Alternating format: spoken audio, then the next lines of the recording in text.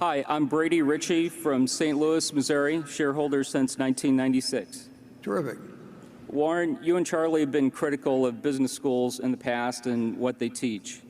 With respect to value investing and super investors of Graham and Doddsville, you featured the returns of many great investors with different backgrounds, work, and education, with the lesson being following the philosophy is the key. To be successful today, does it still just fall back to Chapter 8 of The Intelligent Investor? And what do you think of programs and designations such as CFA, CFP, etc., which purport high standards, yet rooted heavily into academia? And I'd like to challenge you to a round of bridge tomorrow. What was the last part?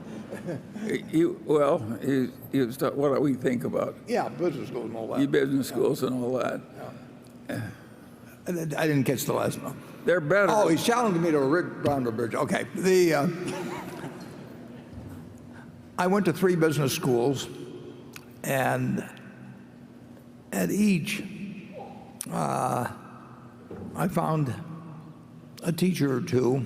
I went to one specifically to get a given teacher, but each one of them I found a teacher or two that I really got a lot out of. So we're not anti-business school here at all. We do think that the priesthood, say 30 years ago, for example, in terms of, or 40 years ago, in terms of efficient market theory and everything,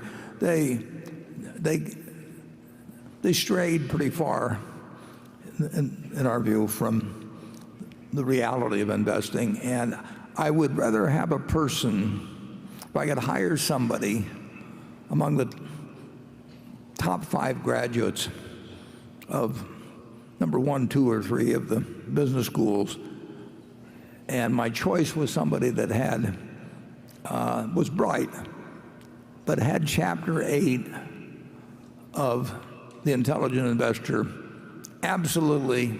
It just was natural to them. They had it in their bones, basically. I take the person from Chapter 8. This is not, what we do is not a complicated business. It's got to be a disciplined business, but it does not require a super high IQ or anything of the sort. There are a few fundamentals that are incredibly important, and you do have to understand accounting. And it helps to get out and talk to consumers and start thinking like a consumer in many ways in certain industries and all of that. But it just doesn't require advanced learning. And I certainly, I didn't want to go to college, so I don't know whether I would have done better or worse if I'd just quit after high school, and read the books I read and all of that. I think that if you run into a few great teachers and they really change the way you see the world to some degree, you're lucky, and you can find them in academia, and you can find them in ordinary life. And I've been extraordinarily lucky in having great teachers, including Charlie. I mean, Charlie's been a wonderful teacher. And any place you can find somebody that gives you insights into things you didn't understand before, maybe makes you a better person than you would have been before, that's very lucky, and you want to make the most of it. If you can find it in academia, make the most of it, and if you can find it in the rest of your life, make the most of it. Charlie? Well, when you found Ben Graham, he was unconventional, and he was very smart. And of course, that was very attractive to you. And then when you found out it worked and you could make a lot of money while you're sitting on your ass, of course, you were an instant convert. And so... It still appeals to me, actually. Yeah. I mean, but the world changed. Before he died, Ben Graham recognized that the exact way he sought undervalued companies wouldn't necessarily work for all times under all conditions. And that's certainly the way it worked for us. We gradually morphed into trying to buy the better companies when they were underpriced instead of the lousy companies when they were underpriced. And of course that worked pretty well for us. And Ben Graham, he outlived the game that he played personally most of the time. He lived to see most of it fade away. I mean, just to find some company that's selling for 1/3 of its working capital and figure out it could easily be liquidated and distribute $3 for every dollar of market price. Lots of luck if you can find those in the present markets. And if you can find them, they're so small that Berkshire wouldn't find them of any use anyway. So we've had to learn a different game, and that's a lesson for all the young people in the room. If you're going to live a long time, you have to keep learning. Yeah. What you formerly knew is never enough. So if you don't learn to constantly revise your earlier conclusions and get better ones, why,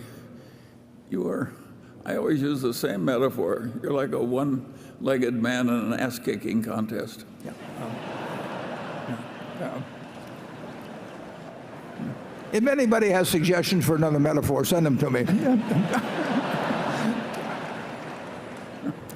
Graham, incidentally, one point, important point, Graham was not scalable. I mean, you could not do with really big money. And when I worked for Graham Newman Corp., here he was, the dean of all analysts, and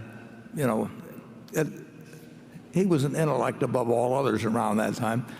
But the investment fund was $6 million, and the partnership that worked in tandem with the investment company also had about $6 million in it. So we had $12 million we were working with. Now you can make adjustments for inflation, but and everything. But it was just a tiny amount. It wasn't really scalable.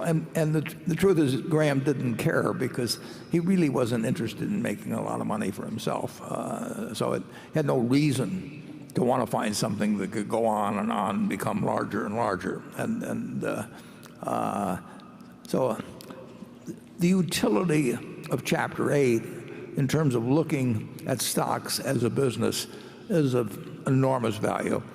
The utility of Chapter 20 about a margin of safety is of enormous value.